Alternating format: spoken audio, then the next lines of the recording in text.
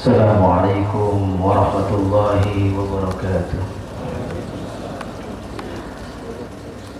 Allahu akbar, Allahu akbar, Allahu akbar, Allahu akbar, Allahu akbar, Allahu akbar, Allahu akbar, Allahu akbar, Allahu akbar, Allahu akbar kabira walhamdulillahi katsira wa subhanallahi bukratan wa asila.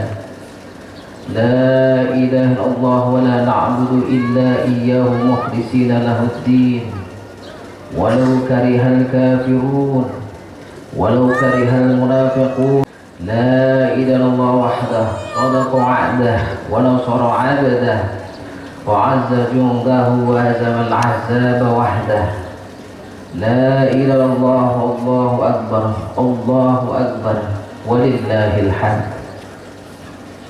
Innal hamdalillah nahmaduhu wa nasta'inuhu wa nastaghfiruh wa na'udzu billahi min shururi anfusina wa min sayyiati a'malina.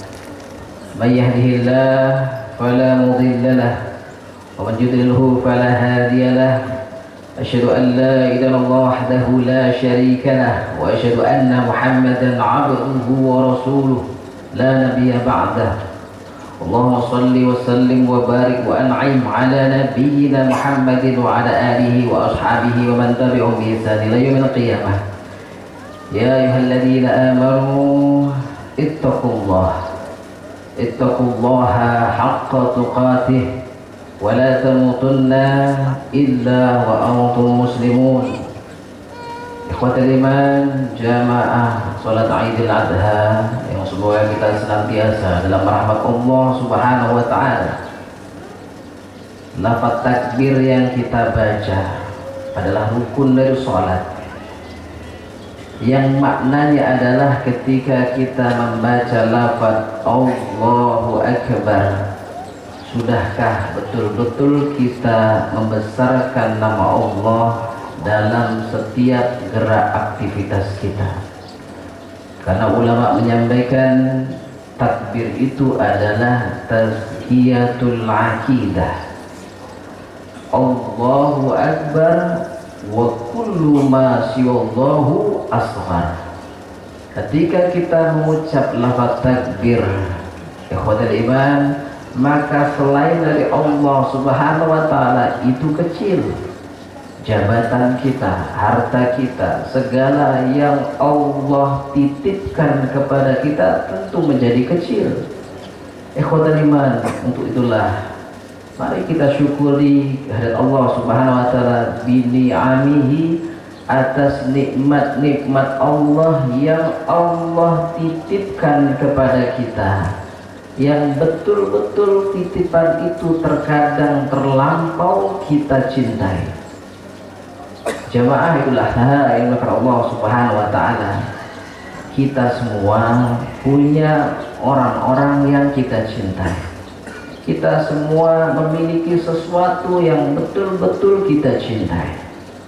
Ada yang tentunya mencintai orang tuanya, yang mengorbankan segala peluh untuk membesarkan kita. Tentu kita juga mencintai anak-anak kita. Kita mencintai pasangan kita. Kita mencintai pekerjaan dan jabatan kita. Tidak ada yang salah. Allah yang menitipkan rasa cinta itu kepada kita, hadir di dalam hati kita. Tapi ikhwatul iman, jamaah salat Idul Adha yang dimuliakan Allah Subhanahu wa taala, ada satu pertanyaan yang Nabi Ibrahim alaihissalam sudah menjawab 4000 tahun yang lalu. Kalaulah Allah meminta sesuatu yang paling kita cintai, apakah kita sudah siap? Apakah kita mampu? Ketika Allah mengambil sesuatu yang paling kita cintai, apalah kemudian kita ikhlas, ikhwan iman. Nabi Ibrahim alaihissalam sudah menjawab dan mengajarkan itu 4.000 tahun yang lalu. Kita semuanya hafal karena setiap tahun diulang dan kemudian diulang. Masalahnya adalah apakah itu menjadi pelajaran bagi kita.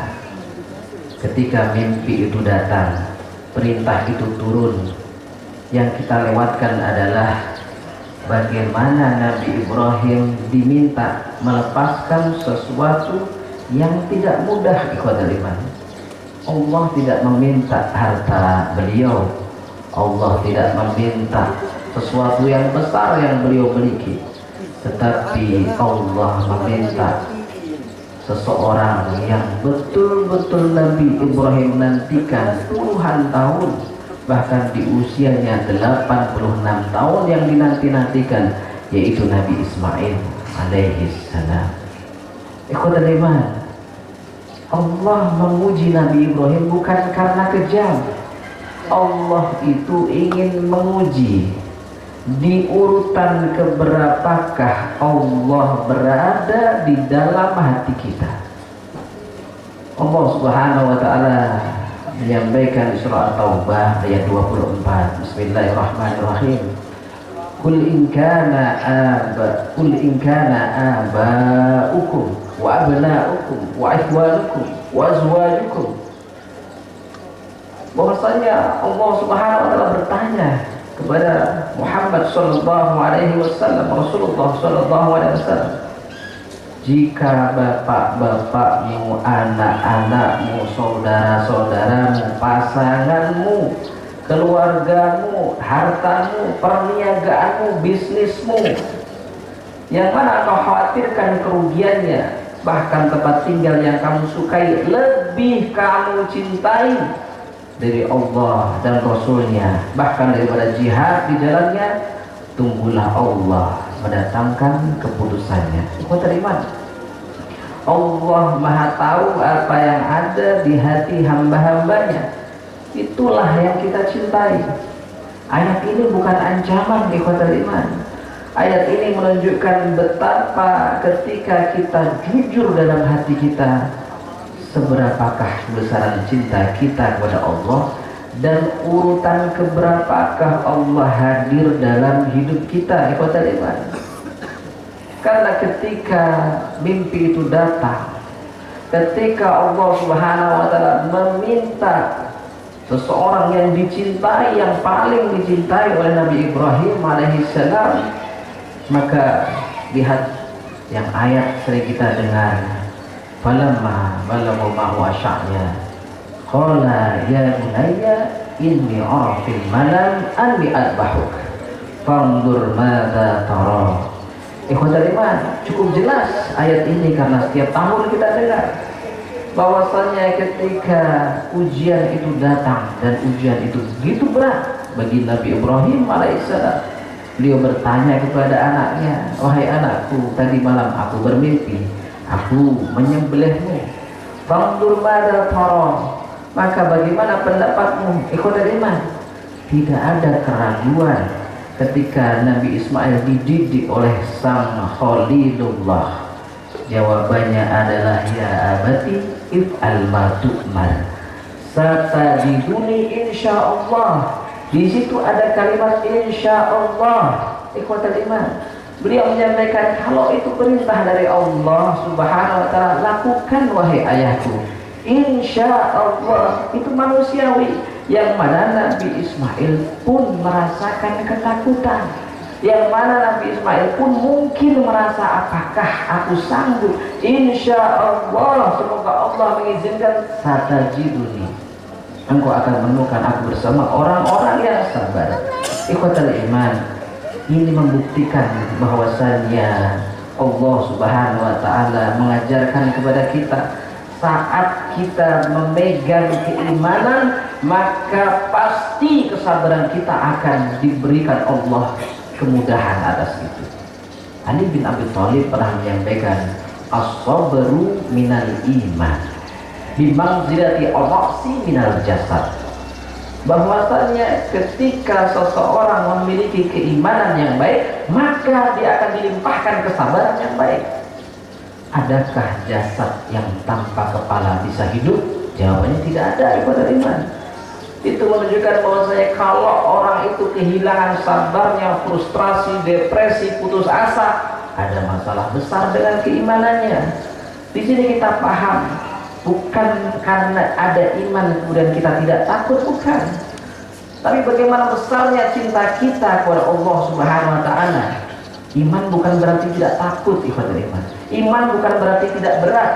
Iman adalah ketika kita memilih untuk tetap melangkah meskipun berat. Meskipun kita tidak tahu bagaimana nanti di ujungnya, tapi kita berhusnudzon kepada Allah Subhanahu wa taala.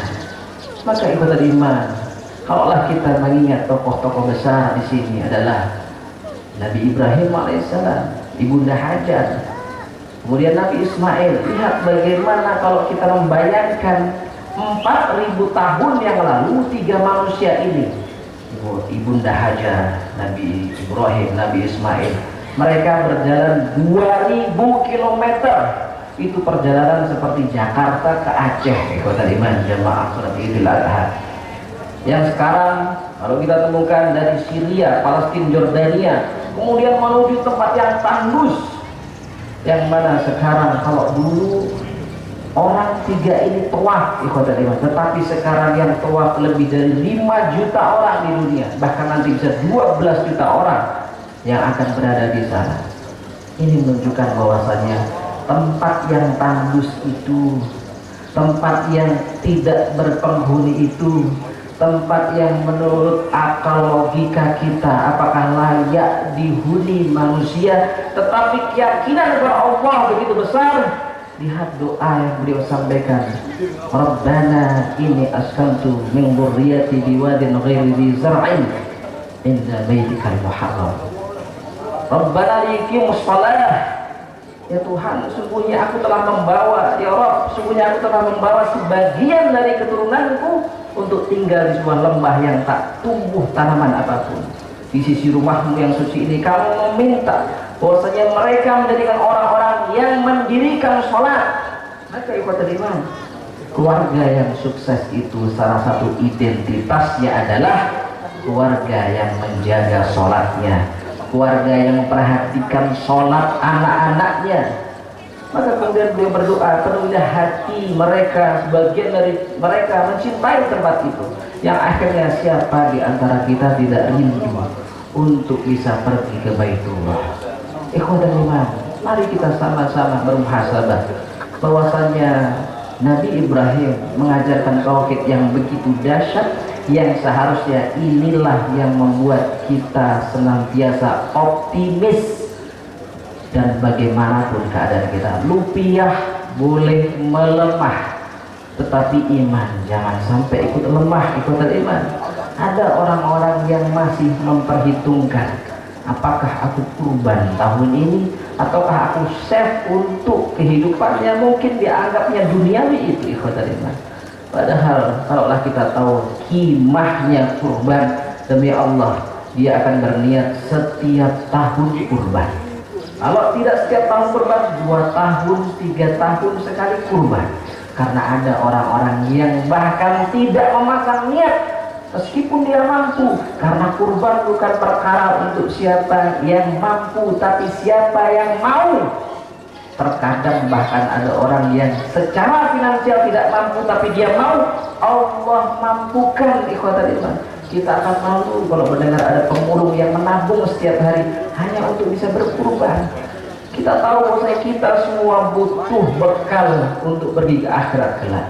Maka 10 hari Dzulhijjah, semoga Allah terima ibadah kita, puasa kita, sedekah kita, ya mulai kita, yang haji diberikan hajjan mabrur, yang insya Allah laisa lahul jazaa illal jannah. Dan terakhir kata iman, la yanallahu luhumuha wala dimauha walakin yanaluhu at-taqwa minkum. Bahwasanya kalaulah kita sudah mampu berkurban, mari kita muhasabah. Allah yang memampukan kita, Allah yang memudahkan kita. Jangan ada hati iri dan sombong. Dan kita tentunya berdoa semoga Allah menerima ketakwaan dari pengorbanan kita. Ikhwatul iman, Jika tahun ini kita tidak mampu menyembelih hewan kurban, maka jangan sampai kita menyembelih hak orang lain dengan kezaliman. Jika tahun ini kita tidak bisa atau belum bisa tawaf mengelilingi Ka'bah, setidaknya jangan berhenti silaturahim untuk mempererat ukhuwah. Jika belum sempat wukuf di Arafah, wa khairu doa Arafah, maka kita bisa berdoa di tempat manapun. Dan kita berharap bahwasanya jangan pernah berhenti bermunajat di atas sajadah. Ma'asyiral muslimin, akhirnya semoga Allah anugerahkan kita, wabil khusus negeri umat Islam ini diberikan keamanan, dijauhkan dari segala bala, musibah, wabah, kemungkaran, keburukan, kekejian, dan berbagai kesulitan. Aqulu qouli hadza wa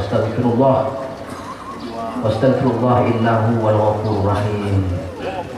Allahu akbar, Allahu akbar, Allahu akbar, Allahu akbar. Alhamdulillahi katsiran wa subhanallahi bukratan wa asila. Alhamdulillah rabbil alamin. Innallaha wa malaikatahu yusholluna 'alan nabi ya ayyuhalladzina amanu shallu 'alaihi wa sallimu taslima. Allahumma ighfir lil mu'minina wal mu'minat wal muslimina wal muslimat al ahya'i minhum wal amwat. Rabbana zalamna anfusana wa illam taghfir lana wa tarhamna lanakunanna minal khasirin. Rabbana la tuzigh qulubana ba'da idh hadaytana wa hab lana min ladunka rahmah innaka antal wahhab. Rabbana innana sami'na munadiyan yunadi lil imani an aminu rabbikum fa amanna rabbana faghfir lana dhunubana wa kaffir 'anna sayyi'atina wa tawaffana ma'al abrar. Ibadallah, innallaha ya'muru bil 'adli wal ihsani wa ita'i dzil qurba wa yanha 'anil fahsya'i wal munkari wa ya'idukum la'allakum tadhakkarun wa dzikrullahi akbar. Wassalamualaikum warahmatullahi wabarakatuh.